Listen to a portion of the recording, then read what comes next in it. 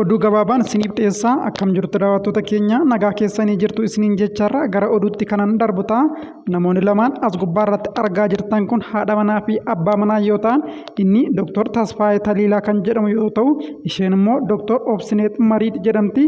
Lamaan isaaniiyyuu doktorootadha. Kan isaan jiraatanis biyya Ameerikaa keessadha.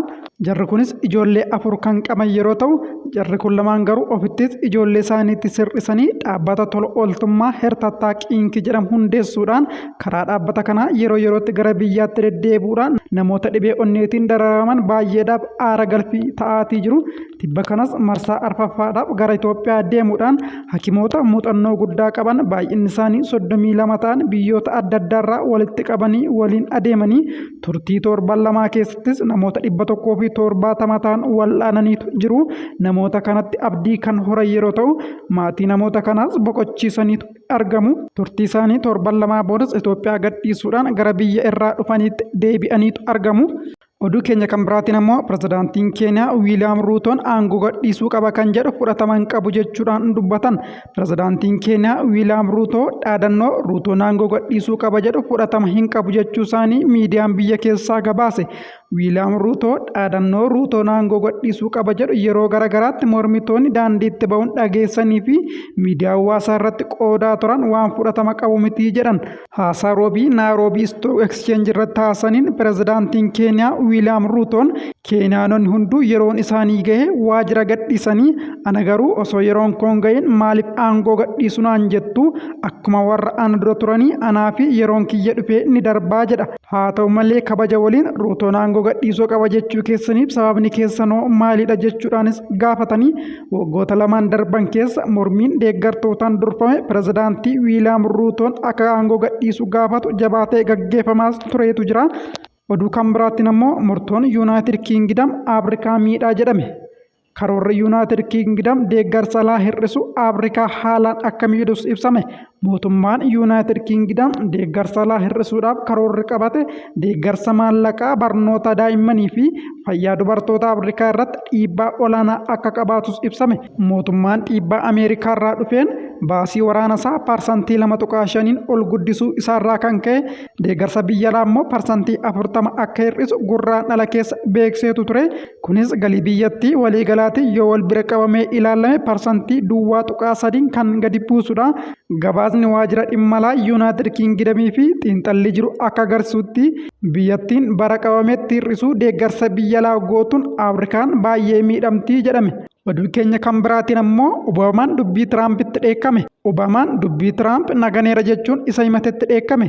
Pirezidaantiin ammaa Ameerikaa bulchaa jiran Doonaald Tiraamp pirezidaantiin duraanii biyyattii Baaraak Obaamaan bara 2016 akka filannoo hin mo'anneef nagananiiru jechuun himatan. Tiraamp bara pirezidaantummaa isaanii marsaa jalqabaatti Raashiyaan filannoo Ameerikaa keessa seenuu waliin Tiraamp hidhata qabanaan jechuun shirannaa irratti dalagee jiran. Filannoo Ameerikaa bara 2016 hatuuf yaalan jechuun Tiraamp Waayit Haawusitti wayita dhimma kana dubbatan. Obaamaan injifannoon ani Hiilarii Kiliintan irratti gonfadhe gatii dhabsiisuuf yaaleera jedhan. Dubbii himaan Obaamaa ibsa kanatti dheekkamuun ibsa kennan keessatti xiyyeeffannoo akka hin qabaanneef yaalii haleellaa dadhabaadhaa jedhe. Dhimma luba Balaayii Mokonnoonfaa irratti manni murtii murtoo kenne. Oliyyannoo luba Balaayii fi kaan malaammaltummaan nurratti murtaa'uu hin qabu jedhu irratti murtoon kenname. Manni murtii federaalaa dhaddachi oliyyannoo tokkoffaa luba Balaayii fi yakka malaammaltummaan nurratti murtaa'uu hin qabu jechuun gaaffii oliyyannoo dhiyeessaniif deebii abbaa alangaa irratti deebii kennuu miidiyaaleen biyya keessaa gabaasaatii jiru. Waggaa tokko dura abbaan alangaa daayireektorootii dhimmoota malaammaltummaa ministeera haqaa himatamtoonni luba Balaayii Mokonnin investimentii qonnaa irratti kan bobba'e Iyyaasuu Indaalee hojii koomishinii irratti kan bobba'e Barakat Mulaatuu fi Alamganaa Saamu'eel akkasumas hojii gaggeessaa dhaabbata daldalaa Nimoonaa kan ta'e Abarraa Margaa jedhaman irratti himata yakka malaammaltummaa waliin dha'uu dhiyeesseetu ture. Haala kanaan lubni Balaayii Mokonnin fa'aa gamtaa Afrikaa irraa ajaji tokkollee osoo hin kennamin Himatamtoonni kunneen hagisaa garaagara kan ta'e kanfaltiin akkasiniif raawwatamuuf sanada kanfaltii sobaa doolaara miliyoona 6,50 karaa himatamaa tokkootiin baankiif dhiyaachuu eeruun himatamtoota hundarratti yakka malaammaltummaa waliin dha'uu cimaa raawwataniiru jechuun manni murtii olaanaa federaalaa ramaddii lidataa sadaffaa dhaddacha yakkaa dhimmoota malaammaltummaaf dhiyeessee turuunsaa ni yaaddatama. Kana hordofee manni murtii yakki raawwatame gurmaa'uun ta'uu eeruudhaan adabbiin akka cimu dhiyeessan. Akkasumas yaada himatamtoonni akka adabbiin isaaniif salphatuuf dhiyeessan qabachuudhaan akka lakkoofsa Itoophiyaatti amajjii 22 bara 2017 beellama tureen himatamaa tokkoffaa Lubalaayi Mokonnon hidhaa cimaa waggaa 5 fi birrii 10,000 himatamtoota lammaffaa fi sadaffaa ammoo tokkoon isaanii hidhaa cimaa waggaa 3 fi ji'a 3 fi birrii 3,000 akka adaban murteesseetu ture.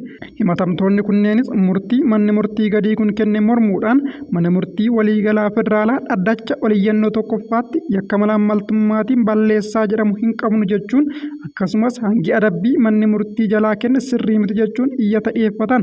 Dhaddachichis oliyyannoo himatamtoonni dhiyeessanii fi deebii abbaa alangaa qorachuun yakka malaammaltummaa waliin dha'uutiin yakkamoo ta'uu hin qabnu jedhanii Lubalaayi fa'aa iyyatan kuffisuudhaan murtiin mana murtii gadii sirrii ta'uu mirkaneesseetu jira. Gama biraan ammoo dhaddachi oliyyannoo haga adabbii mana murtii gadiin himatamtoota irratti darbee ture fooyyessuun adabbii kan Lubalaayi Mokonnon hidhaa cimaa waggaa 5 ture gara waggaa 3 fi ji'a 7tti jijjiiretu jira. Akkuma kana himatamtoonni Indaalee Iyyaasuu fi Barakat Mulaatuu jedhamanii duraan mana murtii gadiin hidhaa cimaa waggaa 3 fi ji'a 3 ture ji'a 3 qofa hir'isuun hidhaa waggaa 3 akka adabaman murteesseetu jira. Egaa daawwattoota keenya oduun sa'aatii kanaaf isiniif qabadhee dhufe kana gammaatti dhageessanidha.